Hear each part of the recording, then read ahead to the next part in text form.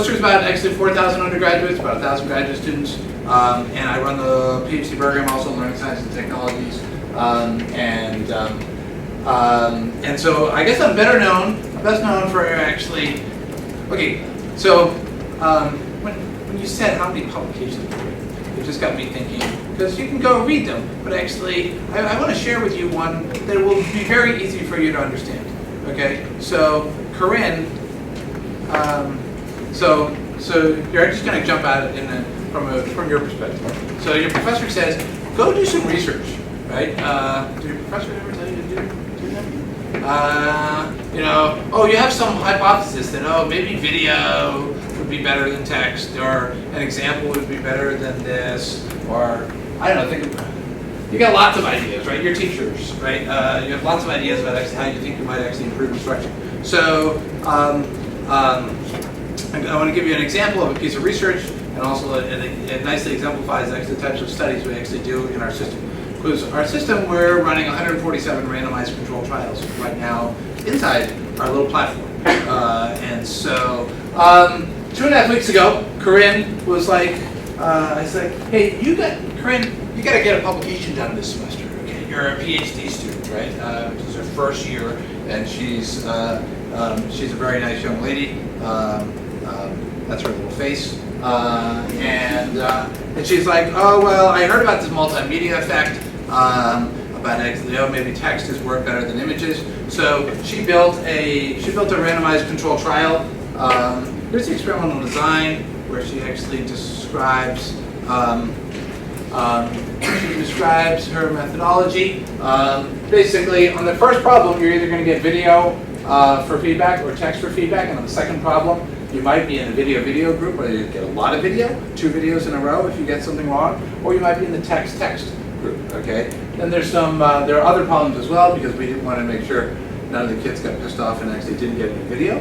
ASSISTments right now provide lots of text. We have literally 100,000 questions written in ASSISTments, and almost none of them actually have video hints. And she's like, oh well, let's test that idea. So she built this.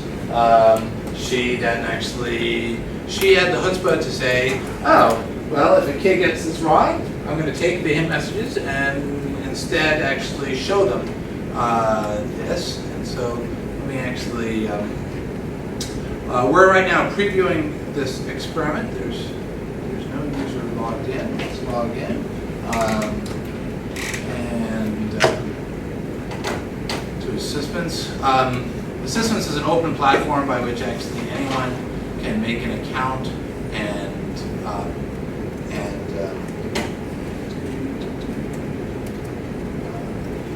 URL again.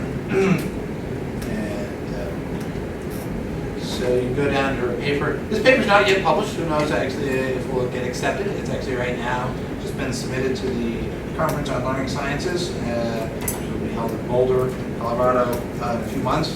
And hopefully she'll be going and presenting this work. I haven't told you the results yet, but I'm just trying to actually show you the conditions. And she uses web citation, which is a place that actually stores your stuff so that actually it won't change. And so if anyone wanted to come back and look at it later, they know that it hasn't changed, is the idea. Anyways, here's your problem set. This is a quick problem set to help you with the Pythagorean theorem. It has 6 math problems and 4 survey questions. I already showed you the 6 things in this little funky layout. Make sure you're wearing headphones, your computer volume is turned on. This problem has some videos. Are you ready to try your best? That's good. And now we're about to hit a button. And I don't know which of the 4 conditions we're about to get put into. Okay? Nor did the children. Let's see. We can't tell yet because we actually have to get it wrong. But if, let's say, here's a nice Pythagorean theorem problem. We got thrown in the text condition. So ASSISTments does a lot. We give actually a bunch of textual sorts of stuff. In this case, actually, if you were still stuck, you can try. Oh, okay, we're going to give you a little bit more. We're breaking it down even more. Let's try again. No. Try it again. Okay. It doesn't have to break this down anymore because we're stuck. We're in 22.8. Now, maybe what we just did is like what some of the children did. Now we'll see which condition we're in. We're in the text condition. There's 2 problems in a row we actually got text. So try this again. And let's see what condition it gets right. So I want to show you the video condition. Nope. Let's try again.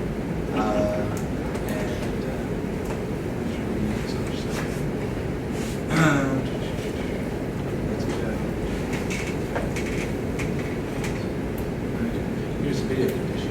And hi, I'm Corinne, and I work on ASSISTments here at WPI. I'm here to help you work through this problem. The Pythagorean theorem. She's saying the exact same stuff that the word said. Okay, so we held that constant. In this problem, except this introductory requirement. A is given as 9 feet, and the value of B is given as 15 feet. Plug in the values of A and B into the Pythagorean theorem, and we can solve for C. So I admire actually Corinne. Corinne is actually not actually in a teaching program. She's actually in a PhD program for learning sciences. She's not a paid actress. You can kind of tell she's reading the script a little bit. You probably could do better, maybe, and you should. The world is getting democratized. You got Mr. Khan out there actually making videos that actually many of us could probably actually beat. The question is well, on what are the metrics that are useful to compare, right? And so, anyways, let me show you her results. She did this first in one classroom where she actually does some work to spend some time. She also was did this actually with after we ran with one classroom where she actually, these kids know her, we then ran in 2 other classrooms, one in Ohio, one some other place. We in ASSISTments land, we have about 50,000 kids distributed across the United States that use our platform. And so basically, when we want to run another study, this one's a little funny because the teachers needed to know what was going on because it's sending them home. The kids need speakers, right? This study doesn't really work if you can't actually hear stuff. So, anyways, we actually she had a very unlucky random assignment. There's a lot more kids in the video scaffolding than the text scaffolding. That's 31 to 6. But the performance was 77%. There's a 77% chance that if you actually got the first one right and you were given a video scaffolding, that you get the next one right, as opposed to 33%.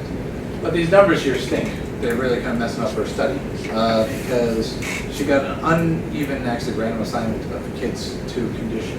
So she's got to do this better to actually make sure she's got enough data points. And the thing you really should ask if you're a good scientist is there some effect of condition that actually would be causing this selection bias? Anyways, it's an interesting first study, right? She got it done in 2.5 days. Did she go into this study with any hypothesis based on the literature? What did she expect? Yeah, well, so Mayer actually says, so Rich Mayer is the multimedia guy. Mayer actually studies with undergraduates. Says you get a 1.5 standard deviation effect size improvement in student learning. These are all lab studies. Okay, they're UCLA, undergraduates forced to participate in a psychology class. And if you did anything in education that could reliably actually get you an effect size of 1.5, we should say what an effect size is. An effect size is just a way of actually saying, so effect size is the post-test minus the pre-test, okay? And then you divide it by the standard deviation of typically the control. So, hold on, I'm sorry. What we really actually want to be doing is we want to do the pretest. In this case we actually didn't have a pretest. We had so what we're really looking at for the effect size is the gain in the experiment minus the gain in the control. And so, anyways, effect sizes are expressed in terms of standard deviations, and they're kind of hard to interpret sometimes. Some people use these rules like effect size at 0.2 is kind of small. Effect size. How many of you know Bloom's taxonomy? Ever heard of Bloom? So Bloom actually wrote a paper on the 2 sigma effect, saying 2 standard deviations is what good human tutors do over classroom instruction. Okay, and if you're talking about 2 standard deviations, that would be actually 98% of the kids thrown into the human tutoring condition would actually outperform the average of the control. So 2 standard deviations is huge. So anyways, long-winded answer to your question, which was actually what was their theoretical kind of basis. And so we, so the quality of the study at the moment is kind of low on actually the number of students and in the control group, but otherwise it's well designed. Sort of study needs to be replicated bigger and see what sort of stuff we do. So, so I'm jumping right into that because I was going to tell you, you know, I tried to actually make it more relevant for you. So I'm a professor, and I help people do studies. And so, so you already gave my background. Thank you very much. And I guess actually, I'm a guy that actually helps run a platform to do studies. That's what my life has become. My partner in crime is my wife. She and I both met teaching middle school math in Baltimore City. She was a returned Peace Corps volunteer. She was a math coach for many years, helping actually districts actually help elementary teachers, for instance, adopt actually a new mathematics curriculum and other things. She now leads our professional development efforts at WPI, and if you want to move, feel free to move. I recognize this screen maybe in the way of some things. But she also helps me actually run our studies, and get them run. And she helps actually supervise and help actually our guidance. We have another person that is actually a full-time teacher that actually left the classroom and actually helps us now do professional development. And so we try to actually figure out how we can help teachers adopt formative assessment practices. Let me ask the undergraduates here. Raise your hand if you know what formative assessment means. We should all know. We should all know. I don't see a lot of hands going up. What is formative assessment? I'm not sure. What's your intuition? An assessment based off of formal criteria. Oh, okay. Given? So formative assessment. Thank you very much. So formative assessment. That term has come to mean in education circles. So normally when we think about tests, they're summative. And actually, did you pass the state test? Or maybe actually did you pass the midterm? That could be a summative test. But formative assessment is meant to be a process, meant to actually be the process of helping teachers look at data and not just say, oh, hey, you know what? 30% of them actually got a D or below, and I'm now moving on to the next thing. Formative assessment is the idea of, well, how do you actually collect data formatively as opposed to summatively, and use that data to actually then decide what to do. And when you're going to be teachers, you are going to actually, hopefully, if you're good, you're going to actually recognize, use some tests to test your knowledge or assessment, and then figure out, wow, how many kids did you lose? You're not always going to win, right? You're going to lose them sometimes, and you want to actually figure out, are they getting it or not? And so, anyways, we teach actually teachers how to use our tool, and we also teach them the processes of formative assessment. At WPI, we teach a class called formative assessment. So anyways, when I was actually a middle school teacher in Baltimore, I really wanted to be Jaime Escalante, the stand and deliver guy.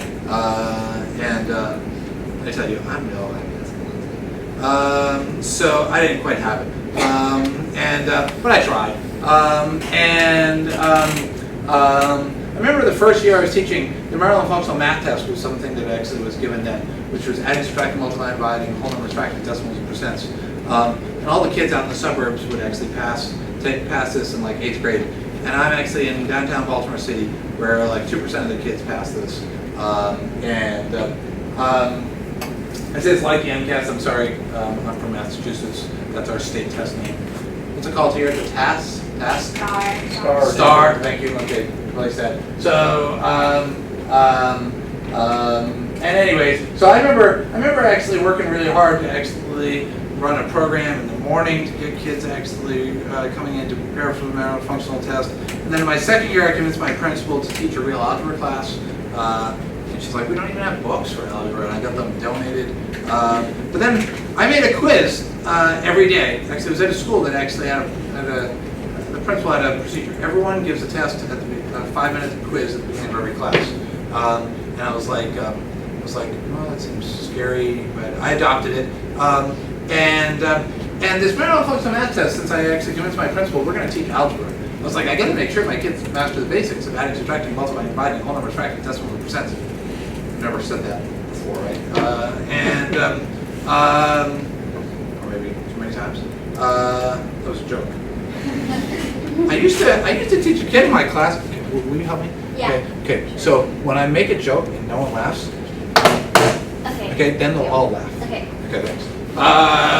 So because I used to tell really bad math jokes, why was 6 scared? 6, 7, 8, 9. Great. See, now they laugh. Good. All right. So anyways, I came up with a scheme by which I would for the first 30 days of the school year, I give an extra homework for all the kids that actually messed up whatever particular skill. So let's say you messed up adding fractions and multiplying decimals. Then on day 3 and on day 7, there would be a little extra homework you'd actually have to do. And then if you mess up the quiz that morning that also had some of the stuff from the algebra, you'd be after school with me until you actually mastered this, right? Fundamentally, I'm going to lose them in algebra class if they don't know their basics. And so what am I going to do? So I actually implemented this all by paper, all laboriously, and I was like, and then I got into actually Carnegie Mellon's and worked with a bunch of people that were building actually slightly smarter educational technology. So let me tell you about some of the stuff we do in ASSISTments.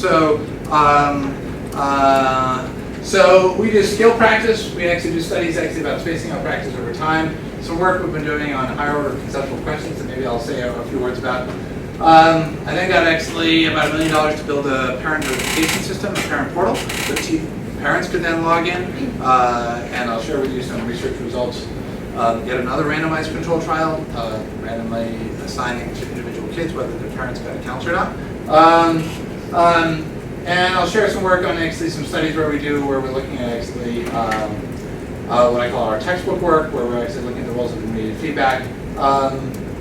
And then I'll share a few words about actually where I think actually our future research is going. And I don't know why I have down here brain tumor, but I don't know how that worked on the agenda, but it turns out that one of the reasons I do what I do is 1997, when I was actually getting my PhD, I had a seizure and I was diagnosed with a cancerous brain tumor. And I was told I had 2 to 3 years to live. And so that was back in 1997. Luckily they were wrong. But I did actually do surgery, a big ping pong ball size brain missing. And if I missay any of my numbers, that's why. The kids in my class, as I was going back and teaching that year, because I bailed out of my PhD program to actually go do a startup, but within 2 weeks I had a seizure, and then I went back and taught 8th grade math again. But my kids kind of caught on because there's something wrong. Professor Heffernan, have an error rate of 2% or maybe up to 4% on saying numbers. Your math teacher, you say a lot of numbers. That's too many errors.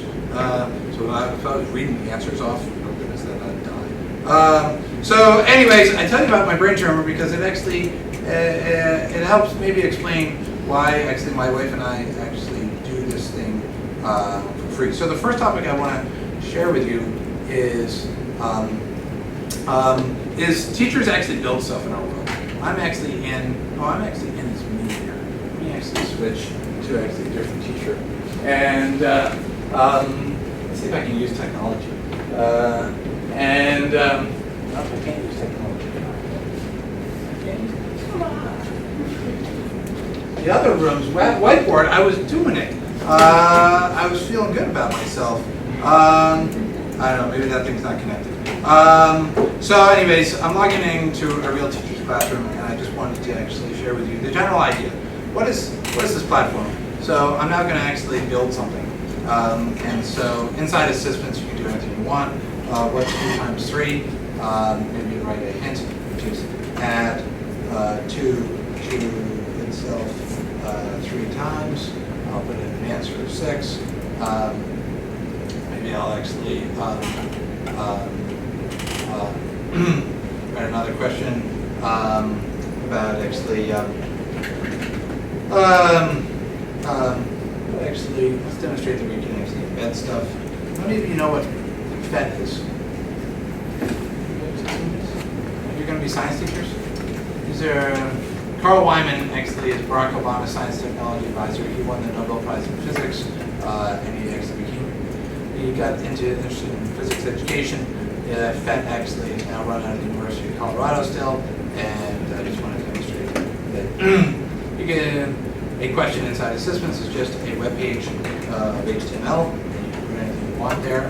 And you can say, recreate actually Galileo's experiments with pendulums, use this micro world, I'm not going to care about any of the spelling, and what affects the period of a pendulum. What affects the period of a pendulum? The weight, right? Weight? Maybe I should tell you the answer. It's not like the string, it's the length. And the weight doesn't. Common misconception. Length of string. Let's make this multiple choice. And we'll mark that one correct. How far back you pull it. That doesn't matter. It's the cool thing about a pendulum, right? That's why we use it in clocks. The weight.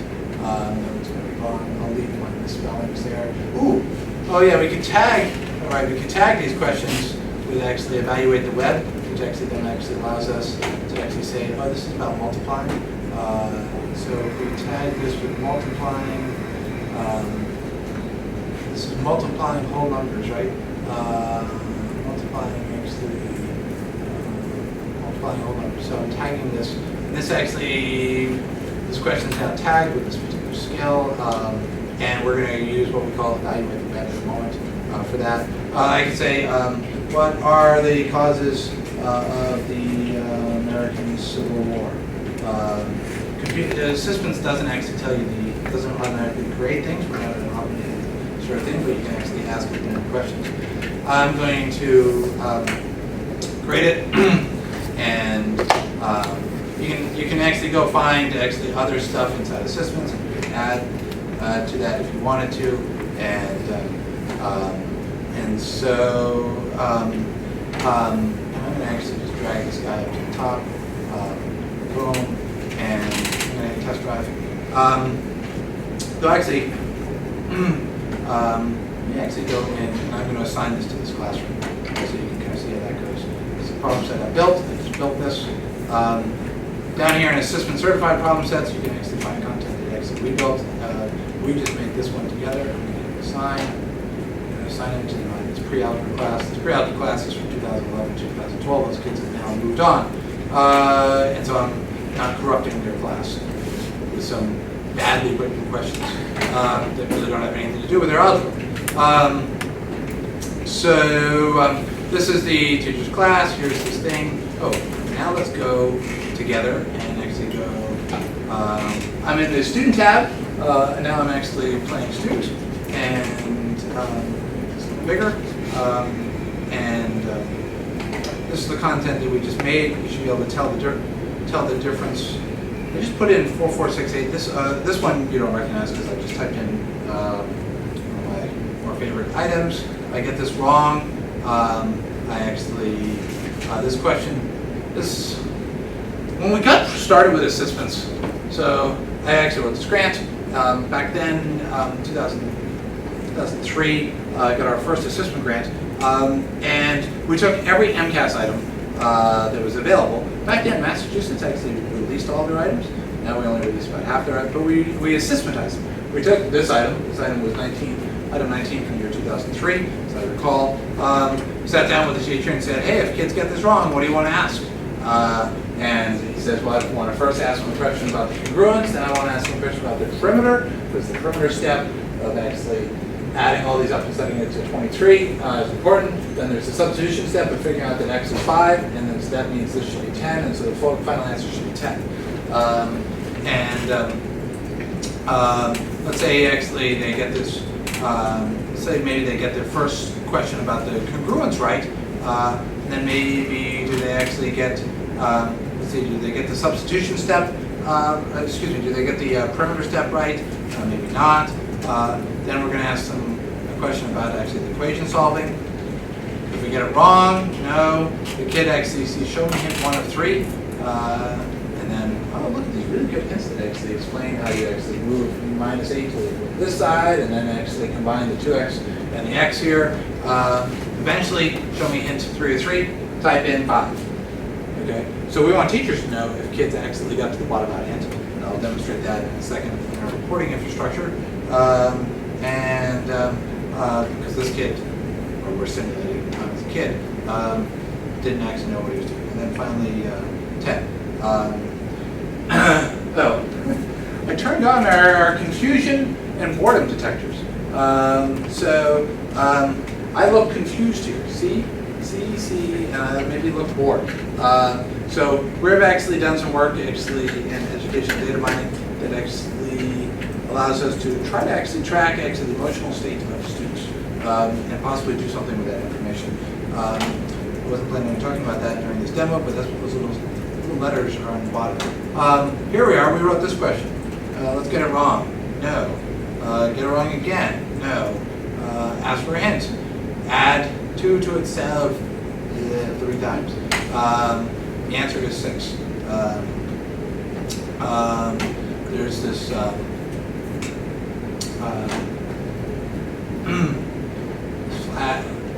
Flash killing me, man? If this were a real demo right now, you would actually, this little screen that you saw right here should be sitting right there. I'm surprised that it's not, but this is something having to do with Flash. Anyways, if this were a real talk, the embedded link right here would actually show, oh, here, let's keep the lengths the same, and use our little photo gate timer and change the mass of one, so one's big and one's small. Start, 2.8. Let's try the other guy. 2.87. That's actually meant to say that actually the mass doesn't matter. It's actually the length of the string. And so, anyways, if I'm a good kid, I'm actually doing this experiment. I should now actually see that number is quite different. Period of benchmark. So, anyways, here we are back in ASSISTments land, and how far back you pull the string is what matters. And what are the causes of the American Civil War? Slavery, and there we go. Done. We're finished an assignment. So you now know enough to understand the general idea. So I want to share with you an experiment that Ms. Kelly did with her students. And so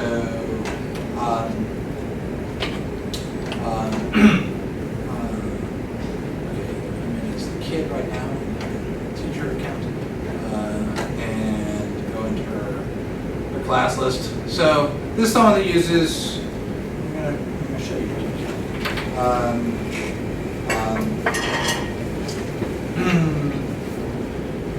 Go to ASSISTments, click Get Started, go click on Research, and you can actually get to this page. Here's Kim. Here's one condition she did. Nope, take out your homework from last night. Here are the answers. So she participated in a randomized control trial. You need to come up closer. This is lower the volume for a second. This is representing traditional classroom instruction, where actually children actually went home, they did their homework, and there's 2 things we confounded here. We confounded whether they got feedback or not on their homework, with also whether the teacher was able to use that data to go over her homework. She's still sitting around waiting. Okay, just got a loud air conditioning unit in our class. And it takes about 2 minutes before actually she gets that. I'm going to pause that. And I want to show you in the other class, actually, here's Mrs. Kelly using ASSISTments. Go over your homework from last night if you want to get out your Sheets. A couple questions I noticed we did pretty poorly on. First question we're going to look at is this one here. 3 to the... Let me pause. See this report she's got here? This is the reporting stuff we do. And I'm going to actually pull up the report right now. This was the... she didn't actually look at the kids that actually were in the test. But let me just show you. This is the kids' data. Here's the assignment. She made an assignment herself. It had these questions.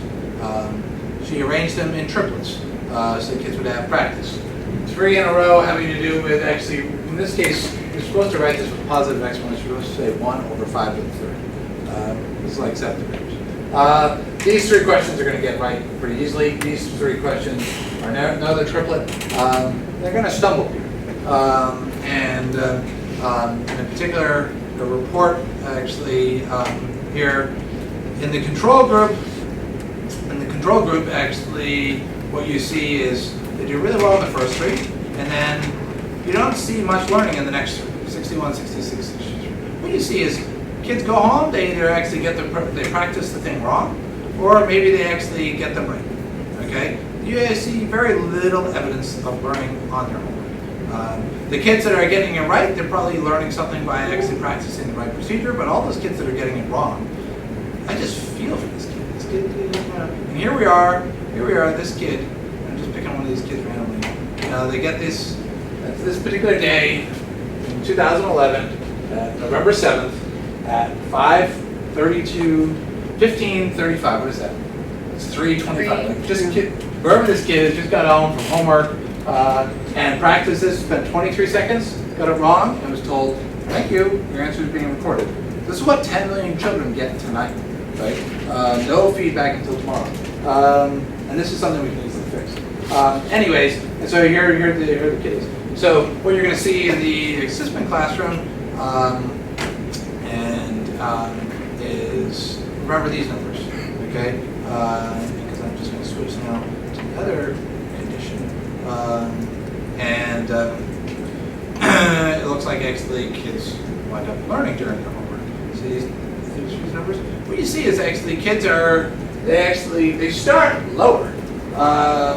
They're probably actually more, one thing, this is a classroom of kids that, well, first of all, I should say, in this study, we pre-tested and post-tested them, and we actually got a half a standard deviation improvement in student learning. Kids are learning a lot more when they're getting immediate feedback. They're going to go over it as well. But there's something interesting going on here. 20, 27, 61, 84. They're actually learning during the homework. And here's a kid, see these yellows? This kid actually had to ask for a hint. He had to ask the bottom line hint. And so teachers initially start looking and seeing, oh, let's actually, which kids are doing really badly. It's 33%, 35%, didn't finish the assignment. But what we try to get teachers to look at is what are the common wrong answers, okay? And what Ms. Kelly is going to talk about in this video in a second is why are so many people saying this? So back to that video. Okay, that's the one with the bad air conditioning. I made it in a big screen, so it's some other window. Okay, so we're going to go over your homework from last night if you want to get out your Sheets. a couple questions I noticed we did pretty poorly Do you on. want to displaying it? First question we're going to look at is this one here. 3 to the negative second times 3 to the negative 8. Common wrong answer was 1 over 9 to the 10th. But as a math teacher, I would love to know what are the common mistakes my kids are doing, right? I'd actually have to poll everyone simultaneously. Can everyone tell me what was, if you didn't get this one right, what did you say, right? What's wrong with 1 over 9 to the 10th? They multiply 3 times 3, but you're just supposed to add 7. Yeah, why don't we multiply the 3 times the 3? excellence, just saying that's number times that many times? So my goal is to figure out how we actually can get into the hands of teachers stuff so they can do the types of things we want them. We want them actually spending time talking about misconceptions like this, right? And what is, hey, why is it that actually what's happening? You notice her kids are fast at this. Her kids are used to this. She puts the item report up. Everyone actually quickly starts looking and seeing, ooh, anything that's actually red, Ms. Steinpoint actually might talk about. Wow, why did actually 56% of us say that? And why did 50, is it the same error here? It's not, it's actually different misconception. And so, anyways, that's one of the studies actually we've done, and I guess I'll just refer you to the paper. This is some work I do with my friends Jim Pellegrino and Susan Goldman, but we're pretty happy with our results. But interestingly, these the kids in our study, they wind up actually. What's really weird is, okay, how much more time do you think it should take kids if they're getting feedback as they go? What would you find acceptable? Like, you're going to assign homework, right? How much time do you want them to spend? And hey, if you thought you had a better intervention that maybe costs 50% more time for kids that are struggling, is that justifiable? If you produce, a billion times more learning, but I don't know. There's time trade-offs, right? And so, interestingly, in this study, I was really shocked, is the amount of time spent was actually not reliably different. If you got stuck in the condition where you're learning, and that, by the way, is the one they liked better, by the way, they've been using assessments, they didn't actually like actually not getting feedback. So much so that at least two of the kids actually explained to Ms. Steinpoint, well, yeah, I texted my friend to actually help me. And I'm like, oh man, you weaken my study, okay? You weaken it because my effect size should be even bigger, okay? But I applaud you because you learned what you're supposed to learn, which is the whole point of doing work is so you can get feedback to learn, right? And so. May I just ask you? I'm really curious about the teacher. Yeah. She's now learned that for this particular question, 75% of them got it wrong. So, do any of your studies see how she changes as a teacher because of all of this? She knows that whatever has gone on in class, something hasn't been very effective to the students. Yeah. So she's actually quite good at actually using this data to drive instruction, right? And this is why she was one of the teachers they got reported on in the New York Times. It's a real skill to use this data to do it, right? You first need the skill and the chutzpah to actually expose yourself to student misconceptions, Sure. right? It's much easier. Close this thing down. Don't even talk about it. Okay, everyone got feedback. We should just be happy, right? Like, hey, I gave everyone feedback. It turns out, though, they wind up learning a lot more after going through that 9 minutes of conversation. If you look at actually the, I think I just had it up here. It is, yeah. The two groups, this is traditional homework, web-based homework, they're equal at pretest. P-value very small, there's no difference. But if anything, it was actually against us. The web-based homework came a little lower. These are the standard deviations. We post-tested them. Post-test 1 is as soon as they walked in the classroom. The traditional homework group is doing actually reliably worse by about 11 percentage points. P-value here, effect size 0.5. And then the next day, so then this pretest happens. Then the teacher actually did video 1 or video 2. Okay. We did this as a student level random assignment, but we needed another person in the classroom that pulled out half the kids that were thrown into one condition, walked them down to the computer lab, give them a different task to work on, so that she could simulate properly what is going over our homework look like actually in these two conditions. So there's other things to point out about that, by the way, about actually her choice of which questions to go over was much smarter than the random choice of random kids asking questions. They wound up asking the same stupid questions over and over again, and so they never even talked about division of actually exponents because it was then more student directed. But you're asking, how do they then use this data later? And I want to point out I guess I wanted to point out that there's the big jump for the next day about, even though all these kids got feedback, they learned something from having that conversation and went up even more. So we run professional development programs to try to actually help teachers actually learn to use data. But you need then more tricks in your bag. Like, so what are you going to do? Lots of kids didn't learn, and so the rest of that is hard. We help you find that data, but we're not at all the only source of good then instruction to go to something there. Got a question here? Yeah. Well, are there many other softwares that will provide teacher feedback with, like, statistics on how the students did on a particular assignment? Or is this kind of like, is this a new thing? So, okay, when I started this, 2003, this was wicked novel, right? But you can now go make a Google Doc and actually Google Doc survey and have your kids do this, and you could do something kind of like it. We have certain features that are maybe a little bit better than your standard Google Doc or your Google survey.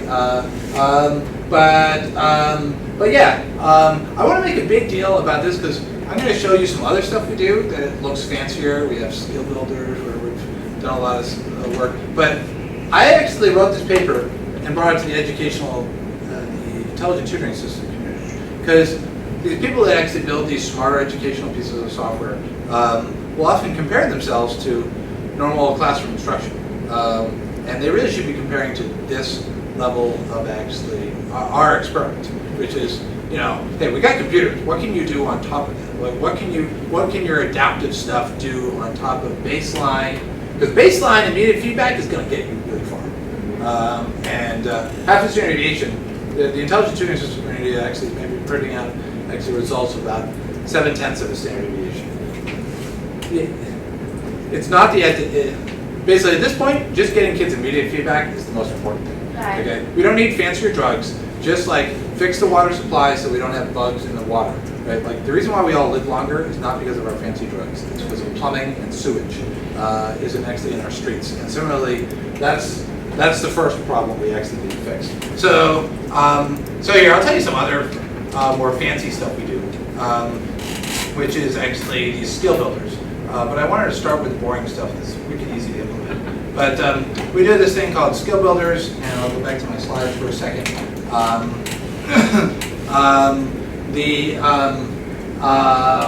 So there's a lot of work that actually knowing your prerequisites might actually be a good thing to do.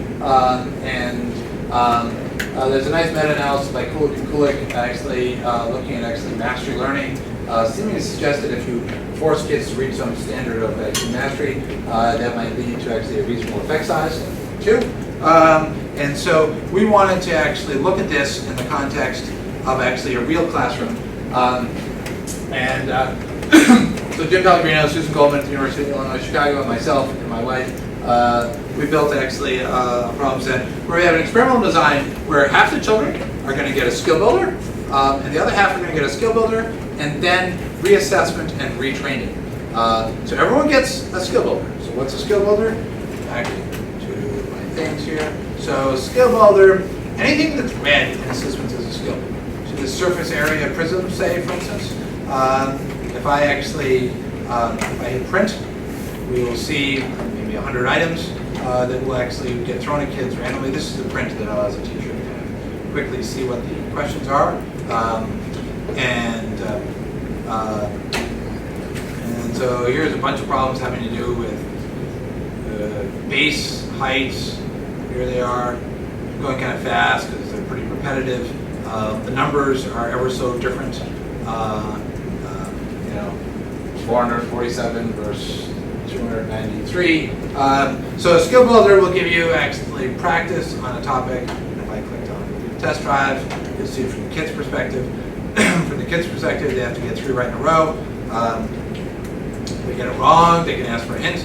Here, actually, we've actually GIF. Isn't that cute? Here's another hint message. Here's another hint message. Here's another hint message.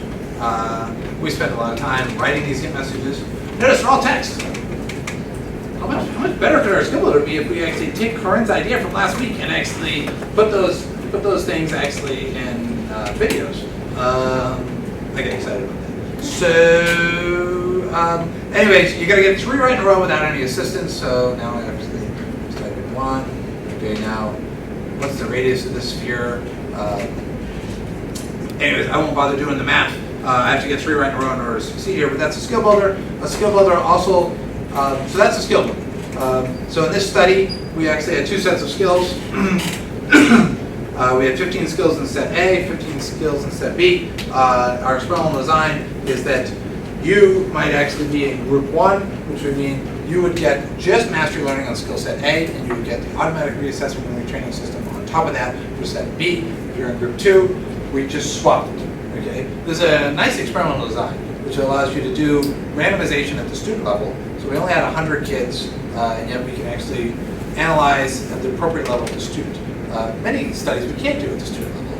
Like if you care about teacher going over feedback, well, that has to be at the teacher level. You need a lot of teachers to generalize across that. But what I specialize in is all this student level stuff, because this is where it's so much easier to do.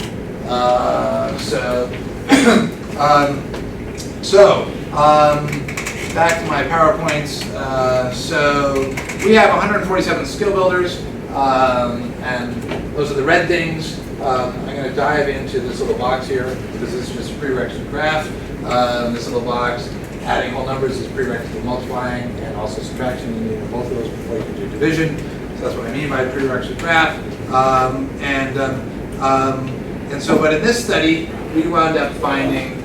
So what we did is, I'll show you the R's. I'll show you the R's infrastructure.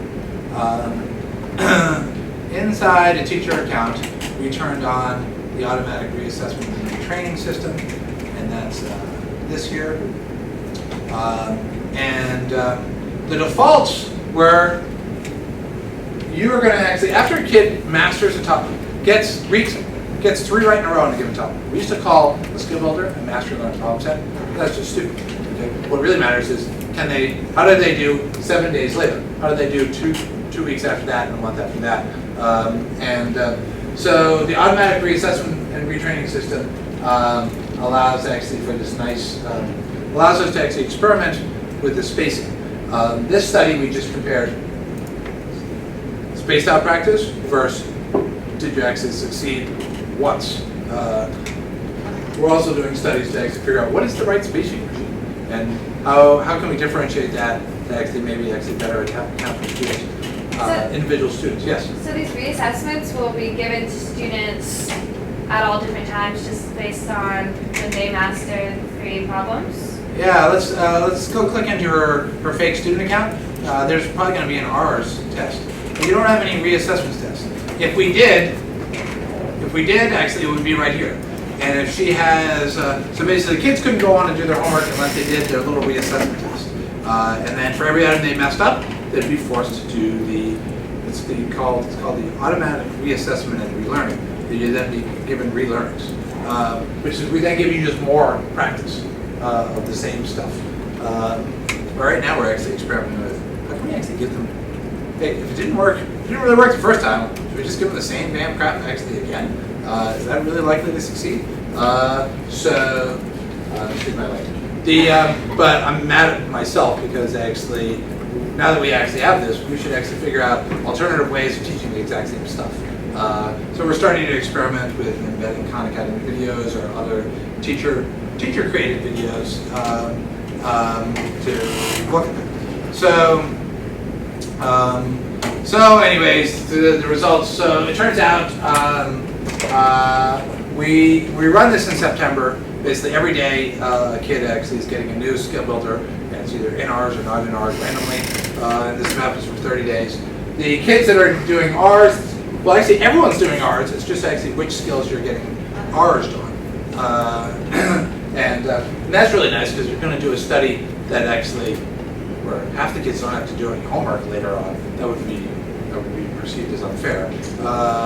So it turns out there was a big effect, third of a standard deviation effect size, in actually how much they retained actually 6 months later. So we're pretty happy. Other questions about R's?